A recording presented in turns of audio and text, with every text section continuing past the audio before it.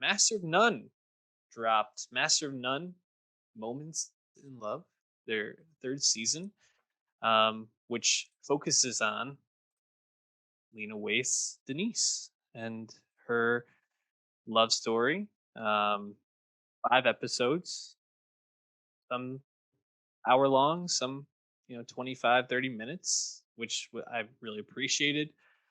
You don't need to build out any more time on this, especially because I think, just to kind of get this critique out there, while this is I think a story that is rewarded through the 5 episodes, and especially builds up in the last two, I think, really well. There's a lot of time when we're just watching these people do stuff, and I could have used to cut down maybe a little bit more on that. But I think the story to talk about, or to start with here, is after Master of None season two, we weren't really sure when the show was coming back, and then Aziz obviously had accusations of sexual misconduct, sexual assault. Um, Took some time away, came back with a stand-up special on Netflix. Now he's back with Master of None, but only is in 2 episodes, or short Mhm. short stays on the show, and he's mostly behind the scenes. How did you feel about Aziz's lack of presence in Master of None season three? Yeah, I think it stands out because it actually came across as quite intentional to me, but I think the meta reasons make sense. Like you said, Aziz, he directed all these episodes, he co-wrote all these episodes with Lena Waithe. He had previously directed some of season two. And of course he's a producer and a co-creator of the show. But where they have Dev's character go in season three, and you get most all this information really in the first episode, uh, kind of made sense as like an analog for how Aziz has been moving since everything with his controversy happened. And I kind of appreciate like that choice because having Aziz decide to give all the limelight to Lena Waithe and a story about two gay black characters, female characters. It's like, huh, like you didn't have to do this at all, honestly. Like Netflix was very happy to have you be the lead in a proper season three, but it comes off as kind of intentional, and I do respect that. Um, Now, Moments in Love, this Master of None season three definitely is different vibe wise to the first two seasons. That's abundantly obvious. And I think everyone's mileage might vary about what they like and don't like about those changes and like, change of speed. But I did like, I guess, how it ended up being handled. The fact that Aziz is largely absent on screen. Yeah. I thought that was handled well too, and I think the moments when he comes in, they do add something. But I think it, especially in the first episode, it's a little bit distracting. Because obviously he's not with Francesca, which was a major cliffhanger from season two, um, and it's used to pretty much highlight, uh, or I guess like it'd be a precursor to the downfall of this relationship, between Lena Waithe and Naomi Aki, in the show. And while I really appreciate Aziz wanting to take a step back, I think some people might come at him and say, you're kind of just dodging this. You're kind of taking the easy way out by not having to like expose yourself to the criticism. There's really, for some people, there's going to be a no win for Aziz on this, and he probably knows that. I think Yeah. it's a fine decision.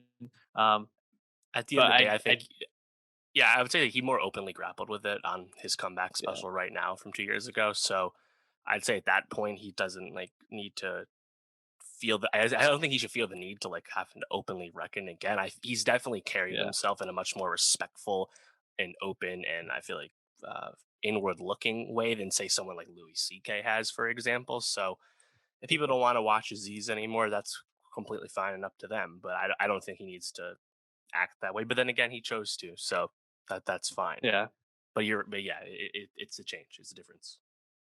And it's definitely noticeable. But I think what I noticed more about this show is where it was in season one and where it shifted to season two in terms of like a showiness, a torness, general um, vibe of the show. This is going way more towards that second season and beyond, where it's really making the decision to be artsy. I feel like at times, not necessarily in a bad way, but uh, it's in the aspect ratio is uh, Mhm. 4-3. whatever it is, like three, yeah, 4-3. I was gonna say 3-4. Um, it's definitely washed out in terms of color at points, and it lingers. Like it's a show that's really trying to make you feel like you're living in these moments, and I think sometimes that really works. Like when they're doing laundry together and they start, vibing out and dancing. Like I'm with that. But then there's other moments where I'm watching Lena Waithe read a book for like a minute, and I'm like, okay, like cut. Like let's get to the next scene. So sometimes it worked for me, sometimes it didn't. How did you feel about that choice? Yeah, I think for the most part, it does come across as quite slow, just the pacing, and which is a little unfortunate because it does look amazing. The 4-3 is one Yeah. thing, but in general, like it's just a really like warm, lingering camera. But Mhm. yeah, it's just a lot of like moments in time. These moments in love are actual full length moments, and sometimes it's some mundane activity you're watching. So Mhm. I think you kind of got to stick around and wait for the scenes that are going to grab your attention a little more, the more dialogue heavy scenes early on in the first one. I think once Dev and his girlfriend show up, things kind of light up. And obviously there's some confrontations, and then this also obviously sparks uh, the disintegration of a relationship for our actual main characters, right? Um, Mhm. and I'd say episode 4 is probably the Yeah. easiest to recommend, which is, I think, believe completely Naomi Aki's character, and Mhm. just kind of her going through the severe ups and downs of going through, The future of her fertility. realization. Yeah, for Mhm. various fertility, Treatments. practices as a elder woman trying to get pregnant. And I think Mhm. the show does a good job of like getting you to that point in terms of like the relationship, but also Naomi's character's feelings about trying to be pregnant and all that. But it was a little. I was kind of surprised with how much it felt like long in the tooth for a 5 episode season, which is a little weird. Yeah. I think those dialogue heavy moments, especially when they're talking about their relationship specific, like when Dev and Denise are talking about how they've fallen out of their friendship, and then when they talk about how they're coming back together and Dev being there for Denise post divorce, Alicia and Denise, not only in episode 2, talking about like their episode 3 talk about their relationship falling apart. But when she gets Denise to sign the divorce papers, but then also in episode 5, obviously when they come together and they're talking about where their relationship is at now, in regards to where their lives, their day to day lives are at. Um, I think those are the moments that really shine.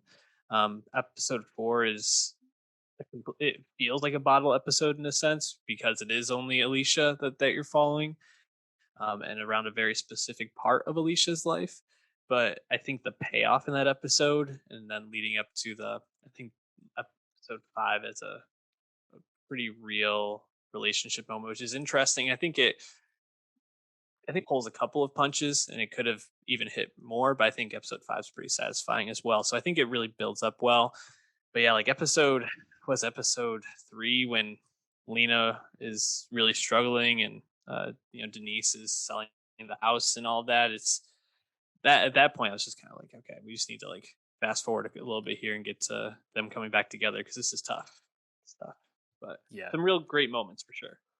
yeah, right. And then at the end of the day, it's a different show from the first 2 seasons. The first 2 seasons much more of openly a comedy, right? A lot of Mhm. like situational physical comedy.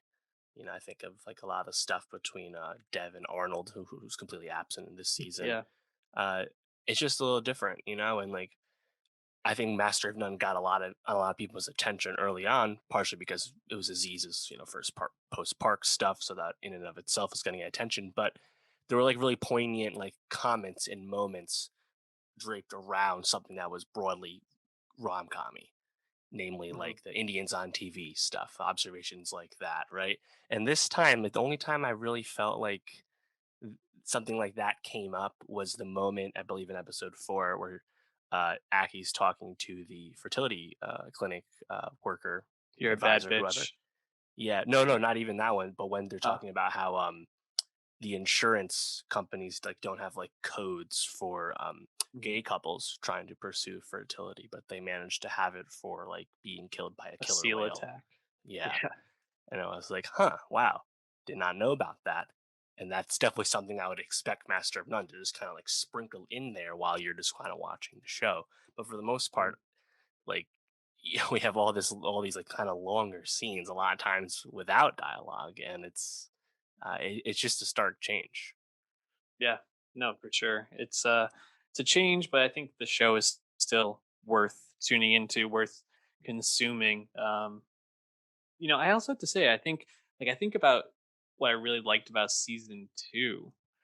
While it was a little bit less funny, it was just like a really nice hang. You're in Italy, you're kind of driving through the countryside on the mopeds. You got the little buddy, big buddy dynamic. You have Francesca, who's a complete lightning rod for that season, I'd say. And a cliffhanger. This was a very like succinct story that was told in kind of these like I don't know, like I guess like real lived in experiences that were hit and miss, and um, I think it just like felt like it lost something from season 2. Obviously, going for something different, so Hmm. it makes sense, but just a bit of a disappointment, I'd say for me. Yeah, I agree.